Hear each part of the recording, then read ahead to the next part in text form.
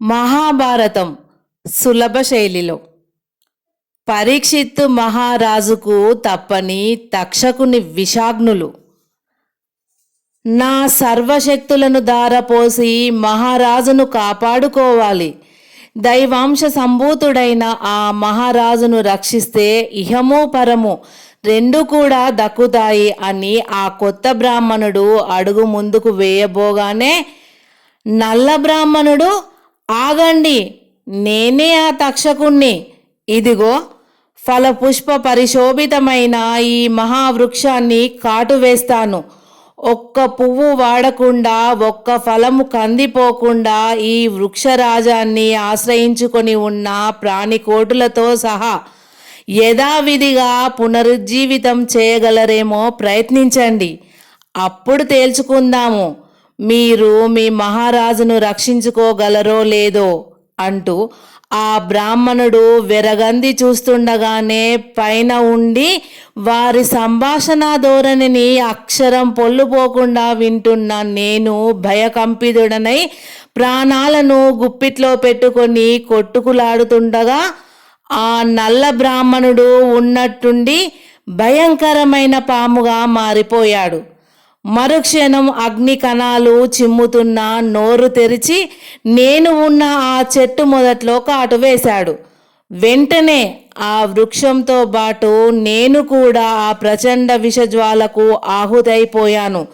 మరికొంచెం సేపటికి నేను యథాప్రకారంగా పూర్వం కూర్చున్నట్లే కొమ్మ మీద కూర్చొని ఉండడానికి విభ్రాంతి పడుతూ ఆశ్చర్యంగా తిరిగి కిందికి చూశాను. తక్షకుడు మళ్ళీ నల్ల బ్రాహ్మణుడై కాశ్యపుని ముందు చేతులు జోడించుకొని ఉన్నాడు. మహాత్మా, ఎదురులేని నా విషాగ్నికి తిరుగు ఉందని నిరూపించుకున్నారు మీరు. మీ సంజీవని మంత్రమహిమ అద్భుతమైందని అంగీకరిస్తున్నాను. కానీ ఇప్పుడు నా విషానలం వల్ల బూడిదైపోయిన ఈ చెట్టును పునరుజ్జీవింపజేసినట్లే పరీక్షిత్తును మాత్రం మీరు బ్రతికించరాదు. అమోఘమైన మునివాక్కు మొక్కపోవడం అసంగతమైన విషయం. ఇదిగో పరీక్షిత్తు సామ్రాజ్యానంతా కొనగల ఈ అనర్ఘమని పూర్ణములైన ధనరాశులను స్వీకరించి మీ ప్రయత్నాన్ని విరమించుకోండి అని తన ప్రభావంతో అప్పటికప్పుడు కళ్ళు భ్రమిసిపోయే అంత ధనాన్ని సృష్టించి కాశ్యపుని మునలా ఉంచాడు తక్షకుడు. కాశ్యపుడు కొంచెం సేపు కళ్ళు మూసుకొని ఏదో ఆలోచించి తల పంకించాడు.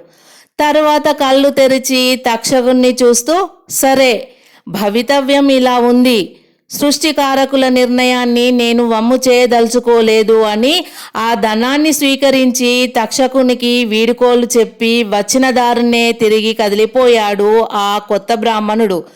నేను ఆ బ్రాహ్మణుని పాదాల మీద పడి ఎలాగైనా మహారాజును రక్షించమని తక్షకుడికిచ్చిన ధనం కంటే ఇబ్బడిగా ఇప్పిస్తానని బ్రతిమిలాడుకుందామనుకున్నాను. కానీ తక్షకుడు ఈసారి కోపంతో నన్ను మళ్ళీ కాటు వేస్తాడేమోనని భయపడిపోయాను. ఆ తరువాత తక్షకుడు కొంచెం సేపు తనలో తాను ఆలోచించుకొని ఏదో నిర్ణయాన్ని దృఢం చేసుకున్నట్లు తల పంకించి మాయమైపోయాడు. వెంటనే నేను చెట్టు దిగి పరిగెత్తుకుంటూ మన ఊరికి వచ్చాను. నేను చూసిన దృశ్యాలు, విన్న మాటలు వివరంగా మీకు మనవి చేస్తున్నాను. సుదీర్ఘమైనటువంటి అతని ప్రసంగం విన్న మహామంత్రి తగు రీతిగా అతన్ని సత్కరించి పంపి సహచర మంత్రులతో ఆ విషయాన్ని గురించి తీవ్రంగా ఆలోచించాడు. కొత్త వారినెవరినీ నగరంలోకి ప్రవేశింపనీయకూడదని పురద్వార సంరక్షకులకు ఆజ్ఞాపత్రిక పంపించాను. అపరిచితులను ఎవ్వరినీ ఒంటి స్తంభపు భవన ప్రాంతంలో తిరగనివ్వకూడదని రక్షక భటులకు ఉత్తర్వులు జారీ చేశాను. అనుమానింపదగిన వ్యక్తి ఎవరైనా సరే కంటపడితే నిర్దాక్షణంగా చెరలో వెయ్యమని రాజభటులకు నిర్దేశించాను. మహారాజు గారికి చెరుపు చేయాలనుకునే వ్యక్తులను పరిశీలించవలసిందిగా అనేక మంది మనస్తత్వ శాస్త్రవేత్తలను నియమించాను. క్షణ క్షణం మహారాజు యోగక్షేమాలను విచారించుకుంటూ అన్ని ఏర్పాట్లను పర్యవేక్షణ చేసుకుంటూ ఎలాగైనా ఈ గండం నుండి తప్పించమని భగవంతుణ్ణి వేనోళ్ళ ప్రార్థించుకుంటూ ఉండిపోయాను. ప్రొద్దు క్రమక్రమంగా పడమటి దిశగా వాలిపోయింది. ఏ ఉపద్రవం లేకుండా సాయంకాలం అయ్యింది. ఇక కొంచెం సేపట్లో సూర్యుడు అస్తమించే వేళ సమీపిస్తూ ఉండగా క్రింద ఉండి భవన సంరక్షణ భారాన్ని పర్యవేక్షిస్తున్న నా దగ్గరికి మహారాజు గారి ఆంతరంగిక భటుడు వచ్చి అత్యవసరంగా ఏలిన వారు పైకి రమ్మని ఆజ్ఞాపించారని తెలియజేశాడు. ఇక తక్షకుని భయం అంతరించే సమయం ఆసన్నమైందని, కొద్దిసేపట్లో మునిశాపం గడువు తీరిపోతుందని నేను సంతోషిస్తూ నా సహమంత్రులకు భవన సంరక్షణ భారాన్ని అప్పగించి ప్రభువుల దర్శనార్థం పైకి చేరుకున్నాను. నేను అక్కడికి చేరుకోగానే ఎవరో 10 క్రొత్త బ్రాహ్మణులు నాన్నగారి ముందు ఫలపుష్పాలున్న బంగారు పల్లేరాన్ని ఉంచుతూ నాకు కనిపించారు. ఆ బ్రాహ్మణులను చూడగానే నాలో లీలగా ఏదో అనుమానం మెదిలింది. ఎవరు మీరు? మాకు తెలియకుండా ఇక్కడికి ఎలా వచ్చారు అని గద్దించి అడిగాను వాళ్ళను. వాళ్ళు చిరునవ్వుతో మహారాజును చూశారు. రండి మహామంత్రి, ఇక కొన్ని క్షణాలలోనే ముని బాలకుని శాపం సమసిపోతుంది. బ్రహ్మ తేజోమూర్తులైన ఈ బ్రాహ్మణ వర్యులను చూశారా? మనకు ఏర్పడిన కష్టం తొలగిపోయే శుభ సమయాన్ని పురస్కరించుకొని ఈ దేవతా ఫలపుష్పాలను మనకు కానుకగా తీసుకొని వచ్చారు. మీరు కూడా ఈ ఫలాలను ఆరగించి వీరికి బహుమతులిచ్చి పంపించండి అంటూ పల్లేరంలోని ఒక ఫలాన్ని చేతిలోకి తీసుకున్నారు మహారాజు. ఆహా, ఎంత చక్కని ఫలమిది! ఇంత సువాసన కలిగిన పండును ఇంతవరకు నేను చూడనే లేదు అని ఆ ఫలాన్ని ప్రశంసిస్తూ తండ్రిగారు వాసన చూసేందుకు ముక్కు దగ్గరకు చేర్చుకున్నారు.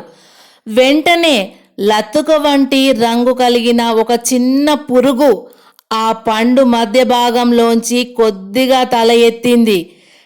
క్షణానికి కొత్త రూపాన్ని ధరిస్తున్న పరిస్థితికి నేను కలవరపడుతూ అదంతా ఏదో కుతంత్రంగా ఉందని భావించాను. మహారాజా, ఆ ఫలం ప్రమాద భూయిష్టంగా కనబడుతోంది. దూరంగా విసిరి పారేయండి. ఈ బ్రాహ్మణులు కపటాత్ములుగా కనబడుతున్నారు. వీళ్ళను బంధించేందుకు అనుమతించండి అన్నాను గట్టిగా. కానీ అదేం గ్రహచారమో లేక ఏ మానవుల తంత్ర ప్రభావమో కానీ నా నోటి మాటలు నా చెవులకే వినిపించలేదు. ఆ క్షణంలో నాకు వాగ్బంధనం కలిగించబడింది. ఇంత అపురూపమైన కానుకను తెచ్చి ఇచ్చారు. మీకు కూడా ఏదైనా బహుమానం ఇచ్చి సత్కరిస్తే గాని మాకు సంతృప్తి ఉండదు. ఏం కావాలో కోరుకోండి స్వామి అన్నారు మహారాజు ఆ కొత్త బ్రాహ్మణులను చూస్తూ. వాళ్ళలో ఒకరు తక్కిన వాళ్ళ ముఖాలకేసి చూసి చిన్నగా నవ్వుతూ మహారాజు వైపు తిరిగి, మాకు మీ ప్రాణాలు కావాలి మహారాజా అన్నాడు. ఏమన్నారు? మా ప్రాణాలా? అవును, మేము వచ్చింది కూడా అందుకే. ఇక ఎలాగూ కొన్ని క్షణాలలో మీ ప్రాణవాయువులు అనంత వాయువుల్లో విలీనం కాబోతున్నాయి కనుక మీ చివరి క్షణాల్లో మీ మృతికి సంబంధించిన యథార్థం చెప్పడం అవసరం. మేము నిజమైన బ్రాహ్మణులం కాము. తక్షకుని ప్రార్థనచే బ్రాహ్మణ రూపం ధరించి అదృశ్య రూపంలో మీ భవనంలోకి ప్రవేశించిన నాగకుమారులం. మీకు సద్గతి కలుగుగాక అంటుంటే మేమంతా నిర్విన్నులమై నోట మాట రాక చూస్తూ ఉండగానే ఆ కపట బ్రాహ్మణులు మాయమైపోయారు. మరుక్షణం కన్ను మూసి తెరిచేంతలో నాన్నగారి చేతిలోని పండులో ఉన్న చిన్న పురుగు సమ విశాలమైన పడగ విప్పుకొని పొగలు క్రక్కుతోన్న నోరు తెరుచుకొని జ్వాలా జిహ్వకల వలె నాలికలు ముందుకు ఉరకలు వేస్తుంటే శరీరం భయంకరంగా వృద్ధి చెందగా తక్షకుడుగా మారిపోయి నిశ్చేష్టులై ఉన్న నాన్నగారిని దారుణంగా కాటువేసి వెంటనే మాయమైపోవడం జరిగింది. ఆ తరువాత ఏమి చెప్పను తండ్రి. ప్రజలందరినీ కన్నబిడ్డల వలె పరిపాలించిన ధర్మమూర్తి అయిన తండ్రి గారు ఆ విషాగ్నికి పూర్ణాహుతి అయి బూడిదగా మారిపోయారు అని చెప్పి మహామంత్రి మౌనంగా శిరస్సు వంచి కళ్ళలోని నీళ్లను తుడుచుకోసాగాడు.